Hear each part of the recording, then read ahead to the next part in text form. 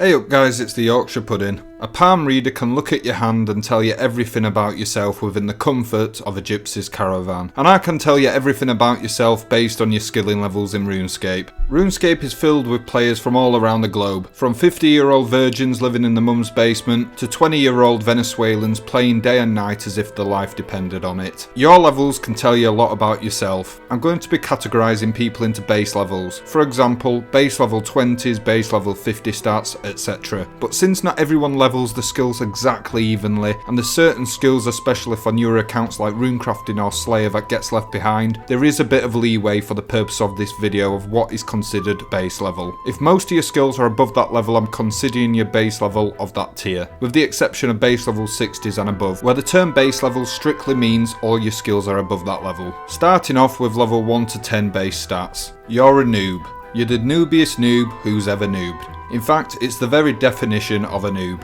You're new to the game, but I'm going to go easy on you because after all, you most likely only recently decided to play this game for the very first time, and I don't want to scare you away. You have the entire game to explore and you're probably feeling emotions of excitement, but you may also feel overwhelmed with all the things there is to do. All I can tell you is that in 50 levels, you're over half the way to level 99, and don't let anyone tell you otherwise. Now you've jumped from the Bronze Age to the Steel Age and reached base level 10s. I'm still going to put you in this category of a noob. You've had a small taste of every skill, but ultimately most skills can be leveled above level 10 in under an hour, in which you'll still be considered new to the game. There's still time that you may decide to quit at this point. You haven't been officially hooked. This is your last chance to get out whilst you can, or be doomed to play Old School RuneScape for the next 20 or 30 years. Base level 20 stats. Although you're new to the game, you've decided to stick with it enough to give each skill at least a little go. You've most likely done a few quests but are still going along with the flow of the game. You've not fallen into the efficiency escape mindset trap that so many people fall into, just yet at least. You tell your friends you're training combat, but in reality you're running around attacking random guards, unicorns and scorpions in Alcarid. Base level 30. You'll still be called a noob by 95% of the player base, but many would now consider you part of the player base rather than a guy who's just tried RuneScape for a few days and decided to quit after reaching only a level 8 attack. If you can afford it, you'll be going around with a full set of adamants, but may only be using the adamant longsword if you've got no in real life friends to tell you that a scimitar is better. The chances are you'll still be rocking the highwayman's cape too and leather boots. When it comes to skills, you feel like a badass because you can now chop the willow trees in Draynor village. Base level 40s. You've discovered that XP rates exist and you're starting to feel them. Skills like runecrafting, agility and mining feel like each level takes forever, but you also feel proud that you're almost halfway to level 99. Those with 20 years of RuneScape experience will of course wish for the time where it didn't take you days, if not weeks, to grind a single level once you reach level 90. You may also have heard at this point that level 92 is actually half the way to 99 in terms of XP, not level 50.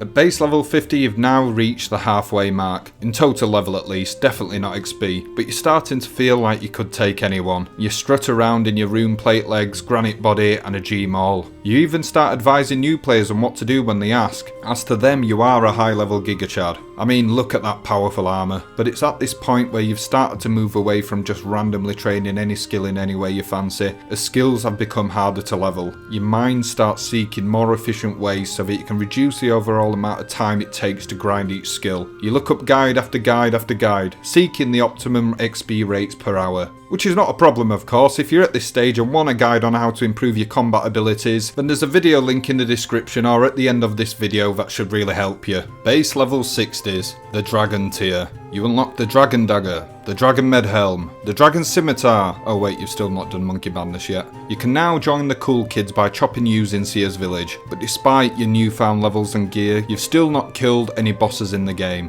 Maybe you've delved into barrows once or twice, or killed the giant mole without the Faladar diaries complete so it becomes like a hide and seek simulator, but that's about it. But at this point you can safely say you're committed at least somewhat to the game, and unlike the higher level players, you probably still have a life. You start making goals like completing Recipe for Disaster for your Barrows gloves, or doing all the hard achievement diaries, with each accomplishment filling your brain with dopamine.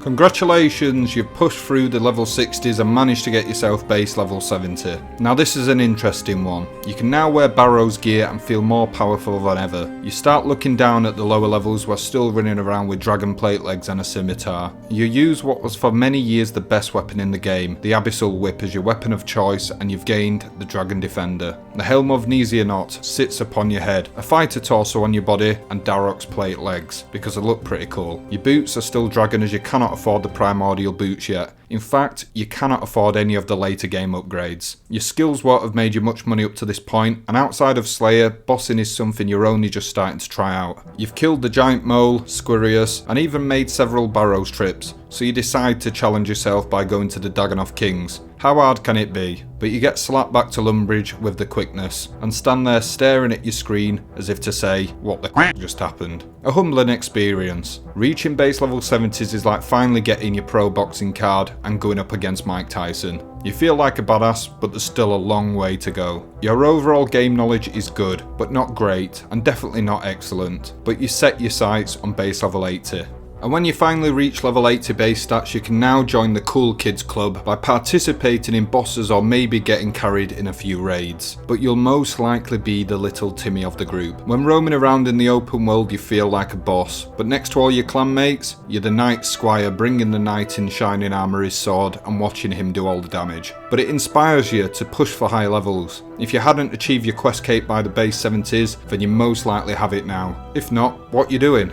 Go get that cape. You can also finish all the hard achievement diaries too, if you haven't already, then set your sights on the elite ones. After all, you're pretty close to complete what? I need 96 fishing, 95 slayer and 91 runecraft. Quite this game. The skills are now taking hours and hours if not days to level just once, and with the realisation that you have 23 different skills to level, you get burnt out and quit the game. This is the end. You cancel your subscription and play something else. But just 3 months later you're back again, and with a newfound motivation you smash out some skills and finally make it to base level 90s. Remember, you never quit RuneScape, you just take breaks. Base level 90s, you now officially have no life. But that should make you unkillable, right? Because how do you kill that which has no life? Is not only do you have no life at this point, but you don't even have a max cape to show off yet. The longest grind is yet to be undertaken, but since your game knowledge has significantly improved by this point and you've started raiding, you train the odd skill in between bossing, clan events, raids and Slayer, which for some reason is many players' favourite skill. I personally prefer farming, but that's just me. You've realised at this point that the game works in 0.6 second ticks. You don't see the landscape for what it is anymore, you see a grid of tiles. The numbers you hit and damage you take is seen like a spreadsheet, not a computer game. Every second doing something in real life is XP waste. Having fun in the game is not an option when there's a method that can give you an extra 4k XP an hour. Sleeping is XP waste. Sports are XP waste. But you just can't help yourself. You've made it this far and the sunk cost fallacy has kicked in. You need to max your account or all this has been for nothing. So you get burnt out again and have another 3-month break.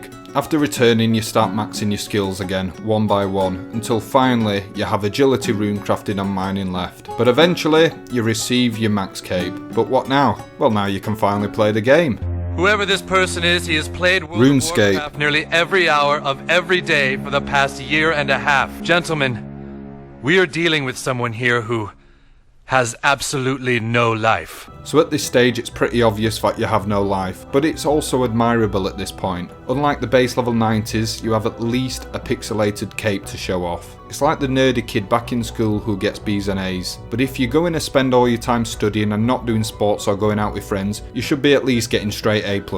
Then it becomes cool again. Whereas the base level 90 player looks down at those below him, the max level player brings those below him up. He is the Giga Chad of RuneScape, the one we all aspire to be. Upon reaching max level, the final notification appears in your clan chat where everyone puts grats with a load of @ signs.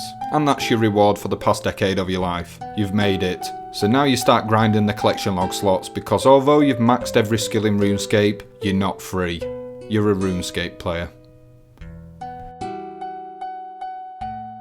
So I hope you've enjoyed my light-hearted analysis on the subject of what your levels say about you. Leave a comment below on which stage you're up to right now in your RuneScape journey. And if you're maxed, well, I hope you're doing okay. Speaking of collection logs, if you're leveling in RuneScape and plan on doing collection logs upon maxing, then why not make a start whilst leveling? Imagine getting all the way to 99 and then having to train the skills again to do the collection log slots. I've trained many of my levels this way and it makes training skills varied, and I've discovered methods that I would have never done otherwise. I have a video going over the collection log slots for every skill in the entire game. Link is in the description below. And until next time, I'll see you later.